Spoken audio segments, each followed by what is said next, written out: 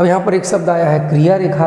तो क्रिया रेखा क्या होता है? जिस दिशा में बल कार्य करता है उस दिशा में खींची गई जो रेखा होती है उसी को हम कहते हैं क्रिया रेखा।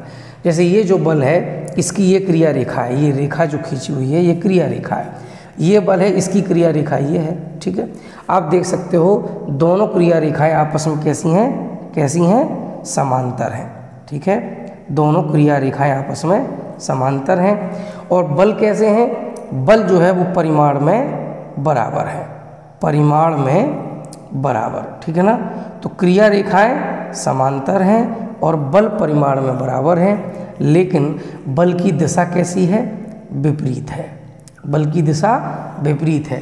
तो हम ऐसे बलों के जोड़े को कहते हैं बल युग्म। बल युग्म, ठीक है ना। बल युग्म क्या करता है? किसी भी वस्तु को घुमा देता है। क्या करता है? घुमा देता है।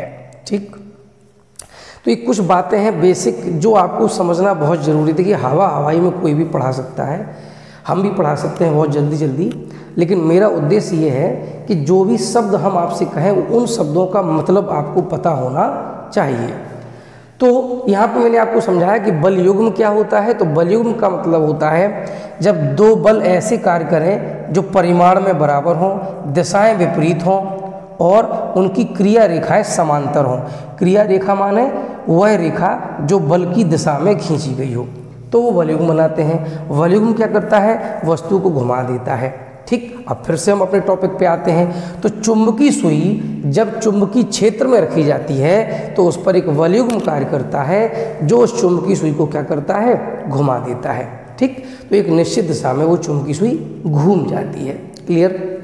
तो ये तो हो गया चुंबकीय क्षेत्र। अब हम चुंबकीय क्षेत्र के बारे में ये कैसे पता करें कि किस बिंदु पर कितना चुंबकीय क्षेत्र है और उसकी दिशा क्या है? दिशा जानना बहुत ज़रूरी है। क्यों? क्योंकि चुंबकीय क्षेत्र एक सदिश राशि है। चुंबकीय क्षेत्र एक कैसी राशि है? सदिश राशि है। चुंबकीय क्षेत्र एक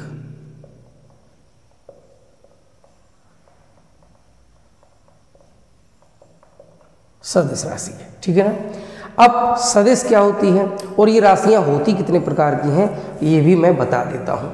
देखिए फिजिक्स में जितनी भी राशियां पढ़ने को आपको मिलेंगी वो 3 प्रकार की होती हैं। या तो सदिश होती हैं या अदिश होती हैं और तीसरी जो होती हैं वो होती हैं प्रदिश राशियां। प्रदिश राशियां जिन्हें हम कहते हैं टेंसर क्वांटिटीज, टेंसर। ठीक है, इस तरीके से। अब यहाँ पे समझने वाली बात है कि ये सदिश क्या होती हैं, अदिश क्या होती है और प्रदिश क्या होती हैं। तो देखिए बेटा राशियाँ तो 2 ही प्रकार की होती हैं, सदिश और अदिश। फिर ये प्रदिश क्या है? तो प्रदिश ये वो राशियाँ होती हैं जो कभी तो सदिश राशि की तरह व्यवहार करती हैं और कभी अदिश राशि की तरह व्यवहार करती हैं।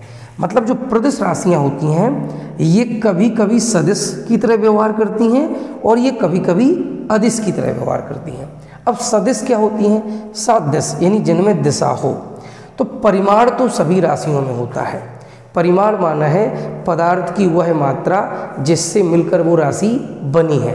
तो परिमाण तो सब में ही होता है, लेकिन अगर परिमाण के साथ साथ दिशा की भी आवश्यकता पड़े तो समझ जाइए वो राशियाँ कैसी हैं? सदिश हैं। और केवल परिमाण की आवश्यकता पड़े तो वो राशियाँ कैसी हैं? अदिश हैं। और प्रदिश क्या है? जो कभी सदिश हैं कभी अदिश हैं। तो ये सारी बातें क्लियर। तो चुंबकीय क्षेत्र कैसी राशि है? सदिश राशि है। लिहाजा यहाँ पर 2 चीज़ें हमें चाहिए, एक तो चुंबकीय क्षेत्र का परिमाण और दूसरा चुंबकीय क्षेत्र की दिशा। अब ये चुंबकीय क्षेत्र की दिशा जो होती है ये हम कैसे ज्ञात करते हैं? तो इसको ज्ञात करने के लिए क्या खींची जाती हैं? चुंबकीय बल रेखाएं। क्या खींचते हैं? चुंबकीय बल रेखाएं। तो अब हम पढ़ेंगे चुंबकीय बल रेखाओं के बारे में। देखिए सबसे पहली बात तो ये आती है, क्या चुंबकीय बल रेखाएं वास्तव में होती हैं? क्या हमें चुंबकीय क्षेत्र में ऐसी कोई रेखाएं देखने को मिलती हैं? तो उसका जवाब है नहीं, ये काल्पनिक रेखाएं होती हैं। ये हम खुद खींचते हैं। कैसे खींचते हैं वो प्रक्रिया मैं आपको समझाऊंगा। तो चुंबकीय बल रेखाएं होती क्या हैं, सबसे पहले ये समझ लेते हैं, और इनका क्या इस्तेमाल होता है, ये क्यों खींची जाती हैं, क्यों ज़रूरी होती हैं, तो समझ लीजिए। चुंबकीय बल रेखाएं जो होती हैं वो सबसे पहली बात तो ये कि होती कहाँ है, चुंबकीय क्षेत्र में होती हैं। कहाँ होती हैं, चुंबकीय क्षेत्र में होती हैं। अब कैसी रेखाएं होती हैं, काल्पनिक रेखाएं होती हैं। ये वास्तविक रेखाएं नहीं होती हैं, ये काल्पनिक रेखाएं होती हैं। ठीक, अब ये रेखाएं करती क्या है भाई, हम ये रेखाएं अगर खींचते हैं तो क्यों खींचते हैं, इनसे हमें क्या मिल जाता है। तो चुंबकीय क्षेत्र में वे काल्पनिक रेखाएं जो लगातार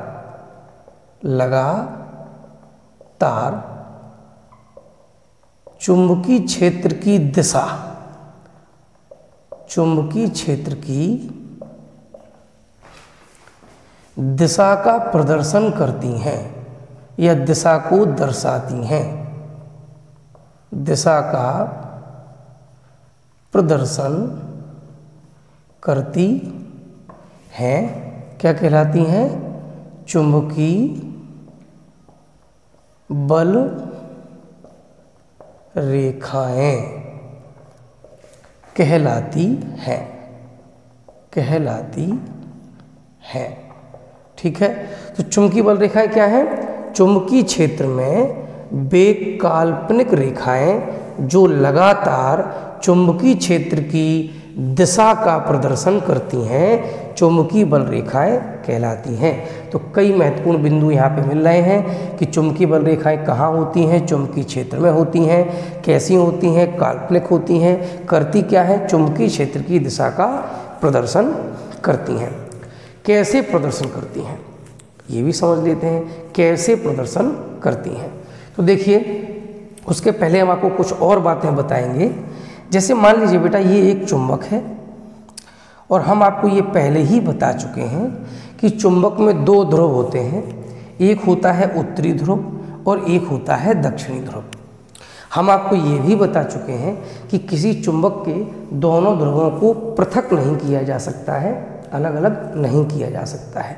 हम आपको ये भी बता चुके हैं कि जो समान ध्रुव होते हैं वो प्रतिकर्षित करते हैं, यानी अगर हम दो चुंबक ले लें और दोनों चुंबक के उत्तरी ध्रुव हम पास पास रख दें तो उनके बीच में क्या होगा, प्रतिकर्षण होगा, ये दोनों एक दूसरे को दूर हटाएंगे चुंबक।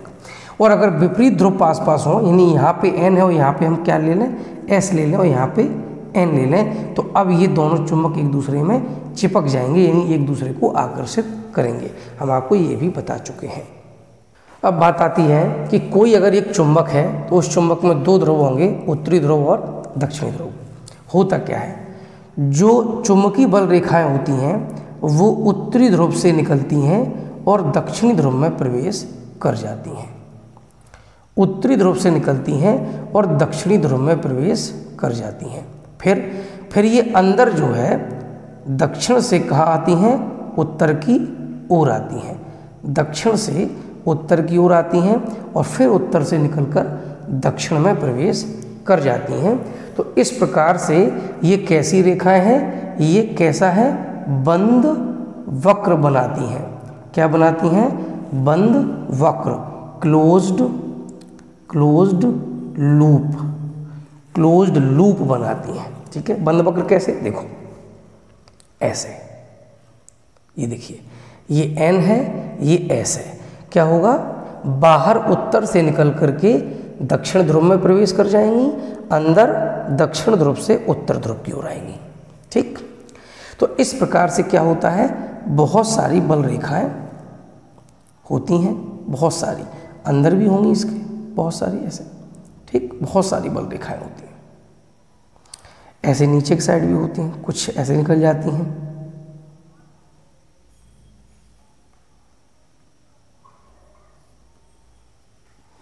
नीचे की साइड ऐसे होती हैं, ये ऐसे देखिए, ये उत्तर से निकलेंगी, दक्षिण में प्रवेश कर जाएंगे। ठीक, अंदर तो दक्षिण से उत्तर की ओर, ऐसे बहुत सारी बल रेखाएं खींची जा सकती हैं।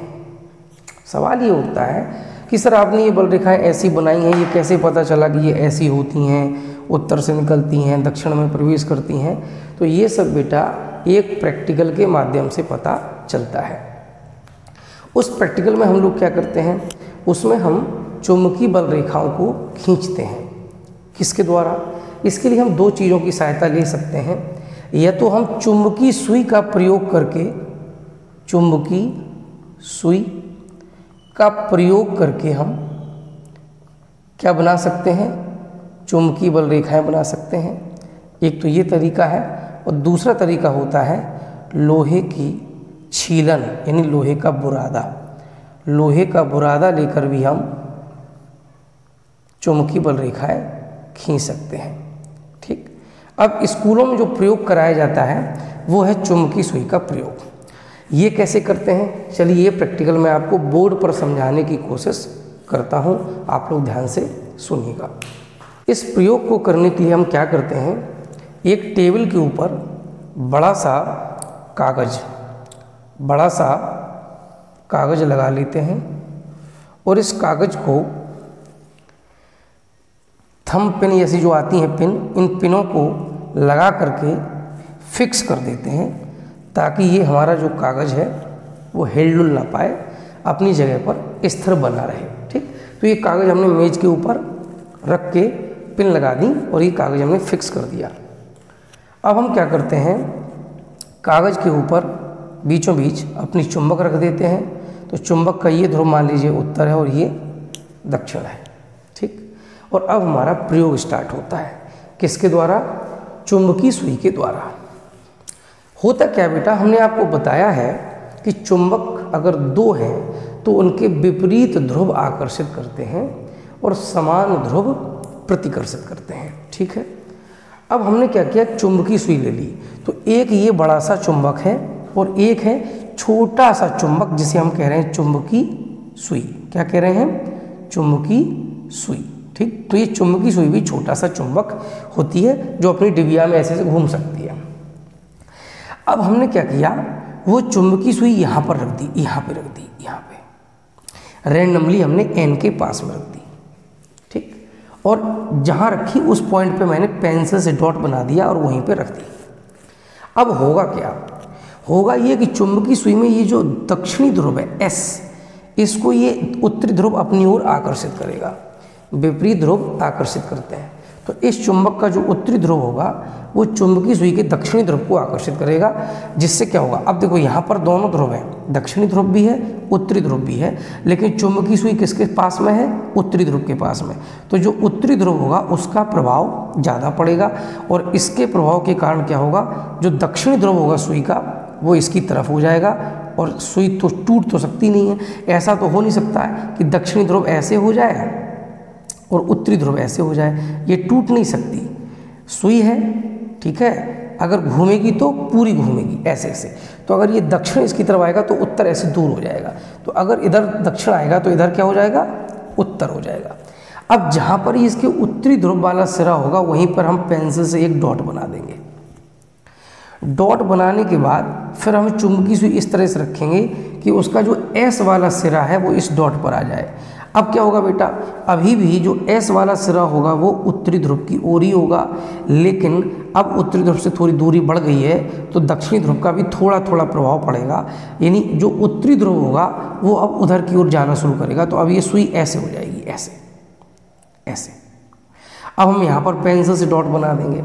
तो अब यहाँ पर जब पेंसिल से डॉट बनाएंगे फिर सुई को हम इस तरह से रखेंगे कि जो दक्षिणी ध्रुव है वो इस डॉट पे आ जाए। तो बेटा अब एन जो होगा वो इधर की ओर हो जाएगा। धीरे धीरे क्या होगा, जैसे जैसे हमारी उत्तरी ध्रुव से दूरी बढ़ेगी वैसे वैसे उत्तरी ध्रुव का प्रभाव कम और दक्षिणी ध्रुव का प्रभाव पहले से ज़्यादा होना शुरू हो जाएगा।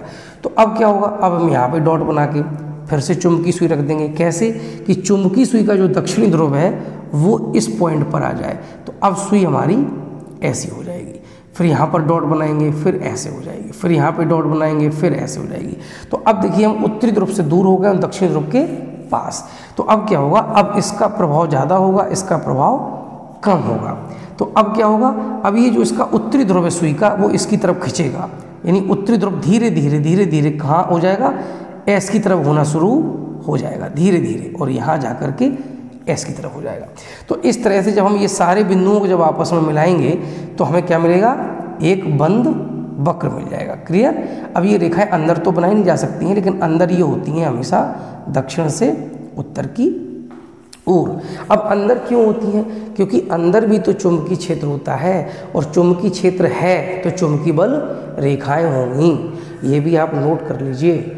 अगर किसी बिंदु पर या किसी स्थान पर कोई चुंबकीय बल रेखाएं नहीं प्राप्त हो रही हैं, इसका मतलब उस स्थान पर चुंबकीय क्षेत्र शून्य है। ठीक है ना।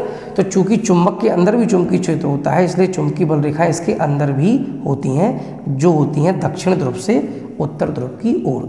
तो ये जो हमने एक बल रेखा खींची, ऐसी बहुत सारी बल रेखाएं खींची जा सकती हैं ऊपर और नीचे दोनों साइड। ठीक है। तो इस तरह से हम चुंबकीय बल रेखाएं खींच लेते हैं।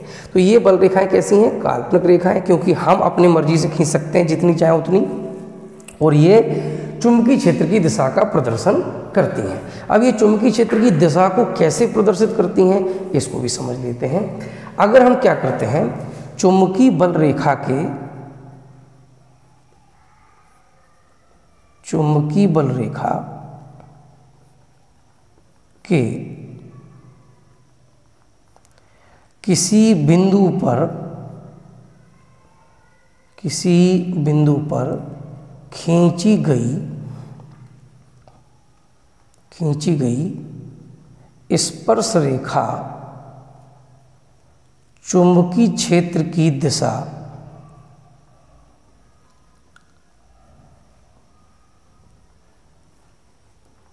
बताती है। अगर हमें क्या करना है, सपोज अगर हम एक चुंबकीय बल रेखा ले लेते हैं, ऐसे मान लीजिए हमने चुंबकीय बल रेखा ले ली, ये चुंबक है, ठीक है, और ये हमने ले ली एक चुंबकीय बल रेखा। तो देखिए अब इसमें कई सारे अनंत बिंदु होंगे। इस पर कितने बिंदु हैं, अनंत। किसी भी रेखा में कितने बिंदु होते हैं, अनंत बिंदु होते हैं। तो मान लीजिए हम कहें कि इस बिंदु पर बताओ चुंबकीय क्षेत्र की दिशा क्या है, इस बिंदु पर, तो हम क्या करेंगे, इस बिंदु पर हम स्पर्श रेखा खींच देंगे। क्या खींच देंगे, स्पर्श रेखा। अब देखिए चूंकि बल रेखा ऐसी जा रही उत्तर से दक्षिण की ओर, तो स्पर्श रेखा की दिशा ये होगी और यही हो जाएगी हमारे चुंबकीय क्षेत्र की दिशा। करेक्ट। अगर हम कहें कि इस बिंदु पे बताओ, इस बिंदु पर क्या होगी, तो हम यहाँ पे भी क्या खींच देंगे, स्पर्श रेखा। तो ये हो जाएगी हमारी चुंबकीय क्षेत्र की दिशा। यानी हम किसी भी बिंदु पर यदि स्पर्श रेखा खींच देंगे तो उस बिंदु पर हमें चुंबकीय क्षेत्र की दिशा प्राप्त हो जाएगी। तो इस तरह से जो चुंबकीय बल रेखाएं होती हैं वो लगातार हर बिंदु पर चुंबकीय क्षेत्र की दिशा को प्रदर्शित करती हैं, और दिशा निकालना बेहद आसान है। मैंने आपको बता दिया है, उस बिंदु पर क्या खींचेंगे, स्पर्श रेखा, और वो स्पर्श रेखा में चुंबकीय क्षेत्र की दिशा को बताएगी। अब चुंबकीय क्षेत्र की दिशा होगी, परिमाण बचा है, वो हम आपको आगे पढ़ाएंगे कि परिमाण कैसे ज्ञात किया जाता है। चुंबकीय क्षेत्र की दिशा का प्रदर्शन होता है चुंबकीय बल रेखाओं के द्वारा। अब चुंबकीय बल रेखाओं के कुछ गुण होते हैं, उन्हें भी हम लोग सुन लेते हैं और समझ लेते हैं। तो अब हम देखेंगे चुंबकीय बल रेखाओं के गुण क्या होते हैं, इनकी प्रॉपर्टीज क्या होती हैं। तो पहली प्रॉपर्टीज क्या है, पहली इसकी जो प्रॉपर्टी वो ये है कि ये रेखाएं जो होती हैं वो कहाँ से निकलती हैं, ये रेखाएं कहाँ से निकलती हैं, चुंबक के उत्तरी ध्रुव से निकलकर, उत्तरी ध्रुव से निकलकर कहाँ प्रवेश करती हैं, दक्षिणी ध्रुव में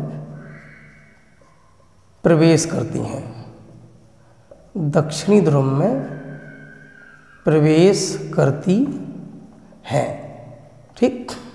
लेकिन कहाँ, चुंबक के बाहर। जैसे ये चुंबक है, ठीक है, ये चुंबक है उत्तरी ध्रुव, दक्षिणी ध्रुव, ये चुंबक के उत्तरी ध्रुव से निकल करके दक्षिणी ध्रुव में प्रवेश कर जाती हैं, और अंदर ये कहाँ होती हैं, दक्षिणी ध्रुव से उत्तर ध्रुव की ओर। तो इस तरह से क्या बनाती हैं, ये बंद वक्र का निर्माण करती हैं, बंद वक्र का निर्माण करती हैं। तो पहली प्रॉपर्टी आप लोगों ने समझ ली है, ये रेखाएं चुंबक के उत्तरी ध्रुव से निकलकर दक्षिणी ध्रुव में प्रवेश करती हैं और चुंबक के अंदर दक्षिणी ध्रुव से उत्तरी ध्रुव की ओर आती हैं। ठीक है, अर्थात ये बंद वक्र बनाती हैं। दूसरा पॉइंट क्या है, इनका दूसरा गुण है कि ये रेखाएं कैसी हैं, निष्कोण वक्र हैं। कैसी? निष्कोण, निष्कोण वक्र हैं। देखिए वक्र क्या होता है, देखिए एक रेखा ये होती है, इसे हम कहते हैं सीधी रेखा। सीधी रेखा यानी कि स्ट्रेट लाइन, स्ट्रेट लाइन, ठीक। और एक ये होती है, अब ये टेढ़ी रेखा है, इसी को हम कहते हैं वक्र। वक्र माने कर्व, वक्र माने कर्व। तो टेढ़ी रेखाएं जो होती हैं उन्हीं को वक्र कहते हैं। तो देखिए आप ध्यान से, ये क्या है, ये वक्र है।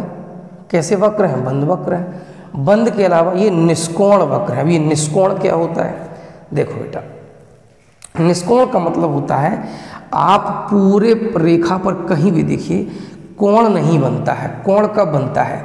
जब दो रेखाएं इस प्रकार से मिलती हों तो बनता है हमारा कोण, ठीक। जब दो रेखाएं शार्पली एकदम नोक पे आके मिल जाए, एक बिंदु पर आके मिल जाए, तो कोण का निर्माण होता है। लेकिन आप बताइए यहाँ पे कोई भी चुंबकीय बल रेखा के किसी बिंदु पर आप देखिए कहीं भी कोण बनता है? नहीं बनता है। तो ये निष्कोण वक्र होती हैं। ये इनकी दूसरी प्रॉपर्टी है। तीसरी प्रॉपर्टी क्या है? तीसरी प्रॉपर्टी ये है कि जो चुंबकीय बल रेखाएं होती हैं वो चुंबकीय क्षेत्र के परिमाण को प्रदर्शित करती हैं। चुंबकीय बल रेखाएं, चुंबकीय बल रेखाएं चुंबकीय क्षेत्र के परिमाण को दर्शाती हैं। कैसे? देखिए, अगर मान लीजिए हमने यहाँ पर ये रेखाएं खींच दी, ये रेखाएं हमने खींच दी, चूँकि हम हाथ से बना रहे हैं तो फिर भी आप समझ सकते हैं कि ये हमने जो रेखाएं खींची हैं, आप ध्यान से देखिए ये रेखाएं कैसी हैं। ये रेखाएं समांतर भी हैं, देखिए एक दूसरे के समांतर भी हैं। समांतर के साथ साथ ये रेखाएं समदूरस्थ हैं, समदूरस्थ, इन्हीं बराबर बराबर दूरी पर है। समांतर भी और बराबर बराबर दूरी पर है। तो इसका मतलब क्या है? इसका मतलब ये हुआ कि ये रेखाएं हमें कैसा चुंबकीय क्षेत्र बता रही हैं? एक समान चुंबकीय क्षेत्र। अगर चुंबकीय बल रेखाएं समांतर हैं और समदूरस्थ हैं तो इसका मतलब हुआ कि वो एक समान चुंबकीय क्षेत्र को दर्शा रही हैं। यानी वहाँ पर क्या है, चुंबकीय क्षेत्र का जो परिमाण है वो एक समान है। जैसे अगर बात की जाए पृथ्वी की, तो पृथ्वी भी हमारी एक चुंबक के समान व्यवहार करती है।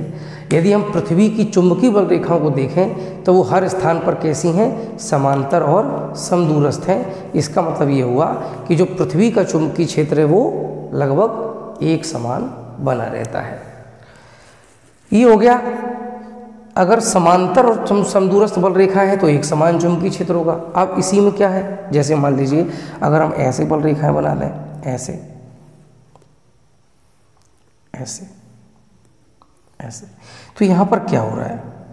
यहाँ पर आप देख सकते हो कि इस जगह पर जो बल रेखाएं हैं वो सघन है। सघन माने पास पास है, और यहाँ पर कैसी हैं? दूर दूर है, विरल है, दूर दूर है, ठीक। तो जहाँ चुंबकीय बल रेखाएं पास पास होती हैं वहाँ पर चुंबकीय क्षेत्र का परिमाण जो होता है वो अधिक होता है। चुंबकीय क्षेत्र का परिमाण कैसा होता है? चुंबकीय क्षेत्र का परिमाण अधिक होता है, ठीक।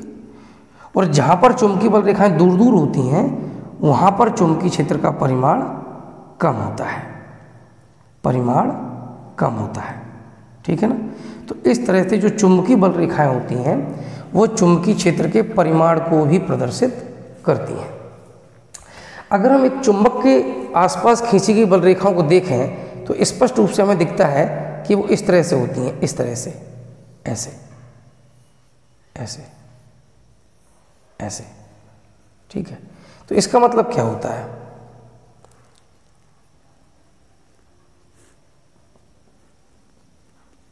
आप देखिए ध्यान से, जहाँ चुंबक के ध्रुव होते हैं वहाँ पर बल रेखाएं पास पास होती हैं, और जैसे जैसे आप ध्रुवों से दूर जाते हैं क्या होता है, ये बल रेखाएं दूर दूर होती चली जाती हैं। इसका मतलब ये हुआ कि चुंबक के ध्रुवों के पास में जो चुंबकीय क्षेत्र का परिमाण होता है वो सबसे अधिक होता है, और दूर जाने पर ये कम होता चला जाता है। क्लियर हो गया? तो इस तरह से हमने ये कुछ प्रॉपर्टी हैं जिनको समझ लिया है। पहली, उत्तरी ध्रुव से निकल के दक्षिण ध्रुव में प्रवेश करती हैं, बंद वक्र का निर्माण करती हैं। ये निष्कोण वक्र हैं। चुंबकीय बल रेखाएं चुंबकीय क्षेत्र के परिमाण को दर्शाती हैं, कैसे, वो भी हमने आपको बताया। और एक प्रॉपर्टी हम आपको पहले ही पढ़ा चुके हैं कि ये प्रत्येक बिंदु पर चुंबकीय क्षेत्र की दिशा का प्रदर्शन करती हैं। यदि हम उस बिंदु पर क्या करें, एक स्पर्श रेखा खींच दें तो हमें चुंबकीय क्षेत्र की दिशा पता चल जाती है। इसमें एक प्रॉपर्टी और ऐड हो जाती है, प्रॉपर्टी ऐड होती है, दो चुंबकीय बल रेखाएं, दो चुंबकीय बल रेखाएं परस्पर, यानी कि एक दूसरे को परस्पर कभी नहीं काटती हैं, कभी नहीं काटती हैं। क्लियर? दो चुंबकीय बल रेखाएं एक दूसरे को कभी नहीं काटती हैं। क्यों नहीं काटती हैं? मतलब ये कहना चाहते हैं, जैसे एक चुंबकीय बल रेखा ये है, ठीक है, एक चुंबकीय बल रेखा ये है, क्या ये संभव है कि दोनों एक दूसरे को काट जाएं? तो ये कभी संभव नहीं है, ये असंभव है। ऐसा क्यों? ऐसा इसलिए कि अगर हम मान लें कि इस बिंदु पर दो बल रेखाएं काट रही हैं, मान लेते हैं, तो बेटा देखिए पहली बल रेखा के लिए अगर हम दिशा निकालेंगे तो ये स्पर्श रेखा होगी, और दूसरी बल रेखा पे निकालेंगे तो ये स्पर्श रेखा होगी। तो ये भी चुंबकीय क्षेत्र की दिशा हो गई, ये भी चुंबकीय क्षेत्र की दिशा हो गई। तो एक ही बिंदु पर चुंबकीय क्षेत्र की कितनी दिशाएं हो गई? दो। ये संभव नहीं है।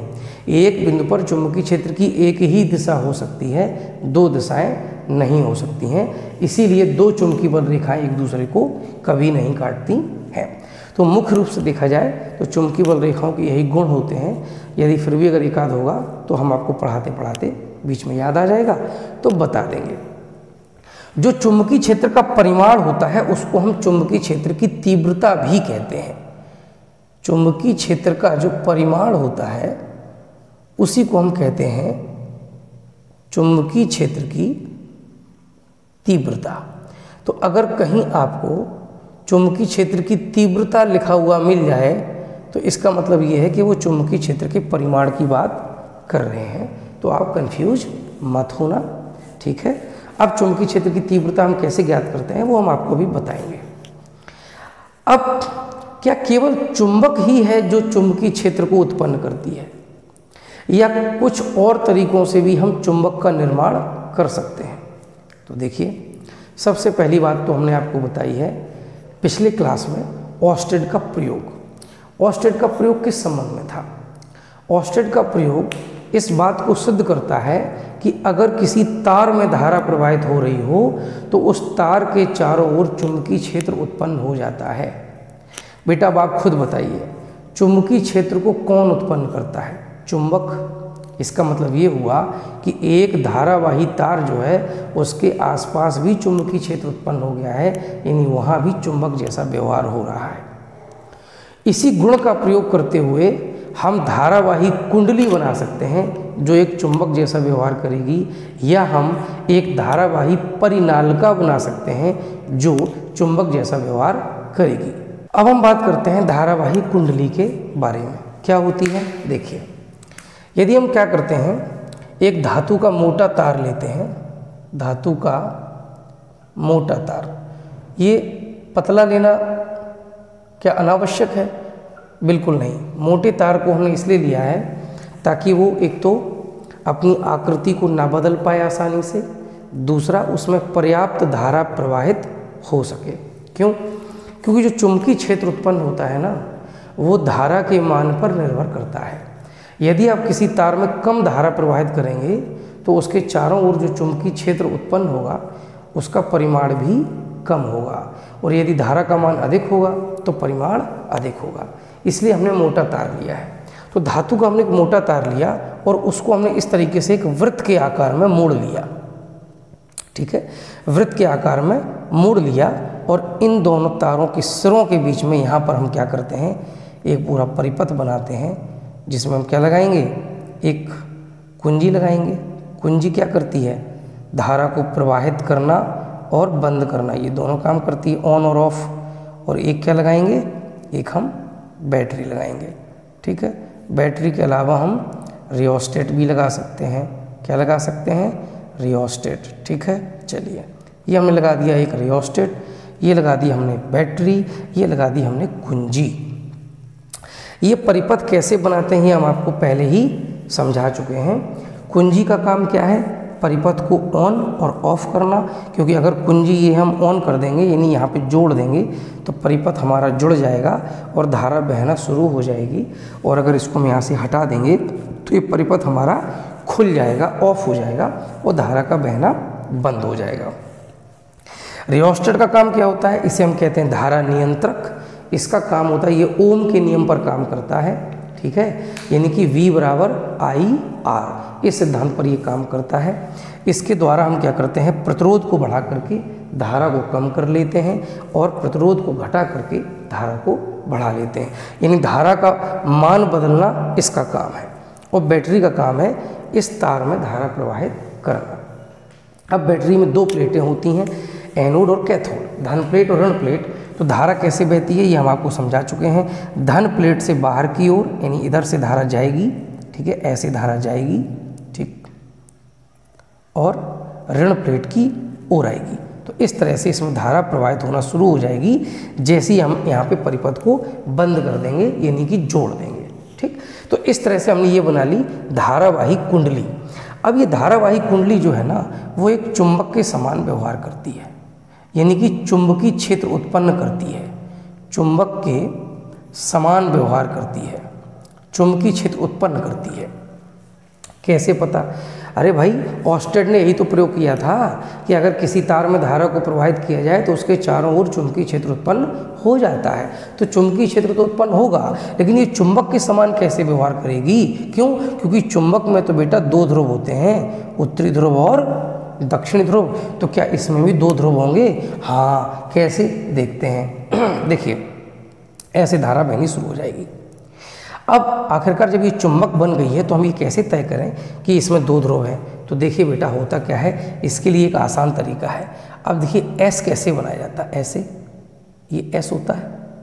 अब ध्यान से देखिए एस कैसे घूम रहा है, देखिए ये इधर, ये इधर, यानी ऐसे ऐसे घूम रहा है। ये देखिए एस ऐसे तो घूम रहा है, देखो ध्यान से, ऐसे तो घूम रहा है। और ये कौन सी दिशा है, ये दिशा है क्लॉक वाइज, घड़ी की सुई की दिशा। और इसी को हम कहते हैं दक्षिणावर्त। क्या कहते हैं, दक्षिणावर्त। तो अगर जो धारा की दिशा है, जिस तरफ से देखने पर धारा की दिशा कैसी हो, क्लॉकवाइज हो, दक्षिणावर्त हो, वो सिरा दक्षिणी ध्रुव की जैसे व्यवहार करेगा। समझ आया, फिर से देखिए, एस को बनाइए आप, एस ऐसे बनाया जाता है। अगर हम इसके एंड पर तीर लगा दें तो आप स्पष्ट रूप से देख सकते हैं ये लेटर ऐसे घूम रहा है, यानी ये दिशा कौन सी है, क्लॉकवाइज, यानी कि दक्षिणावर्त। तो जिस सिरे से देखने पर धारा की दिशा कैसी हो, क्लॉकवाइज हो, दक्षिणावर्त हो, वो सिरा दक्षिणी ध्रुव की तरह व्यवहार करेगा। तो आप देख सकते हो, जब हम कुंडली को इधर से देखेंगे तो ये इस तरीके से धारा बह रही है, तो ये हो गया आपका दक्षिणी ध्रुव। अगर हम कुंडली के उस तरफ खड़े हो जाएं, मेरी बात समझ रहे, उस तरफ माने जैसे ये तो कुंडली हमने बोर्ड पे बनाई हुई है, मान लीजिए कुंडली में बना के रख दूं तो आप इस तरफ से भी कुंडली के देख सकते हैं और इधर से भी। मान लीजिए एक सामने मेज है, ये मेज है, और मेज के ऊपर मैंने ये कुंडली बना के रख दी। तो जब आप मेज के उस साइड खड़े होंगे तो आपको दक्षिणी ध्रुव दिखेगा, और जब आप मेज के इस साइड खड़े होंगे तो अब आपको धारा की दिशा ऐसे दिखेगी, ऐसे मतलब एंटी क्लॉक वाइज। अब एंटी क्लॉक वाइज कैसे पता चलेगा, देखो एन मतलब नॉर्थ। अब देखिए एन कैसे घूम रहा है, देखो ध्यान से, एन ऐसे घूम रहा है, ऐसे एन ऐसे घूम रहा है ना, यानी ये क्या है, एंटी क्लॉक वाइज, जिसको हम कहते हैं वामावर्त। तो जिस सिरे से देखने पर धारा की दिशा कैसी हो, एंटी क्लॉकवाइज हो, वो सिरा हमारा उत्तरी ध्रुव होगा। तो अगर ये दक्षिणी ध्रुव है तो उधर से जब आप देखेंगे तो आपका उत्तरी ध्रुव बन जाएगा। तो इस तरह से धारावाही कुंडली जो होती है वो चुंबक के समान व्यवहार करती है। अब चुंबक के समान व्यवहार करती है मतलब चुंबकीय क्षेत्र उत्पन्न करती है। तो चुंबकीय क्षेत्र है तो चुंबकीय बल रेखाएं होंगी। तो वो चुंबकीय बल रेखाएं कैसे खींची जाती हैं या कैसी दिखती हैं उनको समझ लेते हैं। होता क्या है बेटा, चुंबकीय बल रेखाओं को खींचने के लिए हम एक प्रयोग और करते हैं। एक हम कार्डबोर्ड लेते हैं या गत्ता लेते हैं। गत्ता आप समझते हो ना, मोटा सा कागज, मोटा सा कागज, ठीक है। एक मोटा सा हम कागज लेते हैं और क्या करते हैं समझते चलेगा।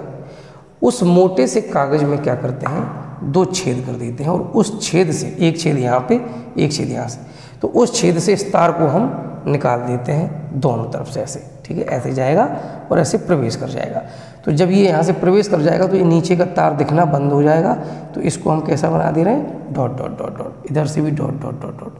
ये डॉटेड तार का मतलब ये है, ये तार कहाँ है, इस गत्ते के नीचे है, इसलिए ये हमें दिखेगा नहीं, ठीक है। ऊपर ये दिखेगा, ऊपर का ये तार हमें दिखेगा। क्लियर, इस तरह से। अब क्या होगा, यहाँ पर ये हमने एक छेद किया था, यहाँ से तार निकाला, एक छेद यहाँ पे किया, यहाँ से भी तार चला गया। तो इस तरह से हमने एक गत्ते पर ये बना लिया, इस पर हमने कागज चिपका लिया। और फिर हम क्या करेंगे, उस कागज के ऊपर क्या रखेंगे, चुंबकीय सुई और पेंसिल का प्रयोग करेंगे, जैसे हमने आपको बताया है। तो हमें जो चुंबकीय बल रेखाएं मिलती हैं ना बेटा, वो कैसे मिलती हैं, जहाँ पर ये तार निकले हैं वहाँ पर चुंबकीय बल रेखाएं हमें मिलती हैं वृत्ताकार। कैसी मिलती हैं, वृत्ताकार। लेकिन जैसे जैसे दूर जाते हैं वैसे वैसे इनकी वक्रता कम होती चली जाती है, इनकी टेढ़ापन इनका कम होता चला जाता है और मध्य में आकर के ये बल रेखाएं लगभग सीधी सीधी समांतर हो जाती हैं। इसका मतलब क्या हुआ, अब इनकी दिशा क्या होगी। देखिए, दिशा भी हम आपको बता चुके हैं पहले ही कि अगर हमें धारा के कारण ये निकालना हो कि चुंबकीय क्षेत्र की दिशा क्या होगी तो ये निकालना बहुत आसान है। इसके संबंध में दो नियम और हैं, उनको भी मैं बताऊंगा। एक है दक्षिणावर्ती पैच का नियम या एक है दाएं हाथ के अंगूठे का नियम। दाएं हाथ के अंगूठे का नियम बड़ा इजी है। देखिए, ये हमारा दाहिना हाथ है, ये अंगूठा है। अंगूठे को कहाँ करो, धारा की दिशा में करो और उंगलियों को मोड़ लो। तो जिस दिशा में ये उंगलियां मुड़ेंगी वो दिशा किसकी होगी, चुंबकीय बल रेखाओं को बताएंगी, यानी चुंबकीय क्षेत्र की दिशा होगी। तो अगर हम इसका यहाँ इस्तेमाल करें तो धारा हमारी देखिए नीचे से ऊपर ऐसे जा रही है, यानी धारा जाएगी ऊपर की ओर, तो ये चुंबकीय बल रेखाएं ऐसे, यानी इनकी दिशा कैसे होगी, ऐसे ऐसे होगी, ऐसे ऐसे, ठीक है। अब इसमें देखेंगे आप, इसमें क्या होगा, इसमें धारा कहाँ जा रही है, नीचे की ओर जा रही है, तो चुंबकीय बल रेखाओं की दिशा ऐसे होगी, ऐसे, ठीक है। क्लियर। यहाँ पर जब आप देखेंगे तो अब हमारा दायां हाथ ये है, अब अंगूठा हमें नीचे की ओर करना पड़ेगा क्योंकि धारा यहाँ नीचे की ओर जा रही है। तो अंगूठा नीचे की ओर, उंगलियाँ ऐसे मोड़ेंगे, तो ऐसे मुड़ रही है ना, तो ये दिशा ऐसे होगी, ऐसे।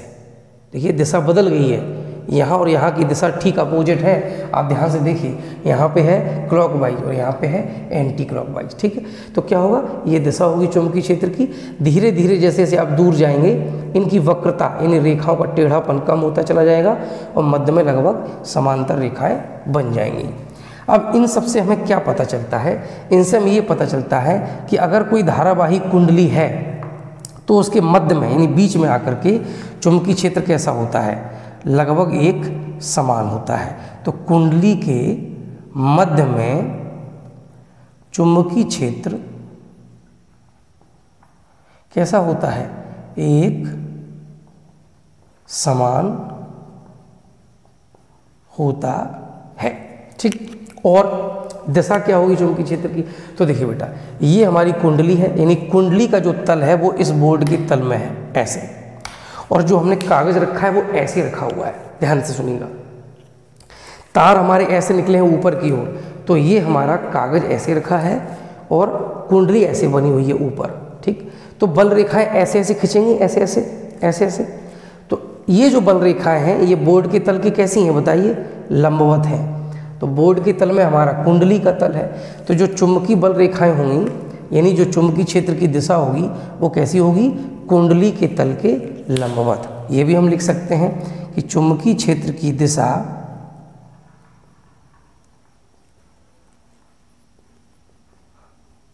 कैसी होगी, कुंडली के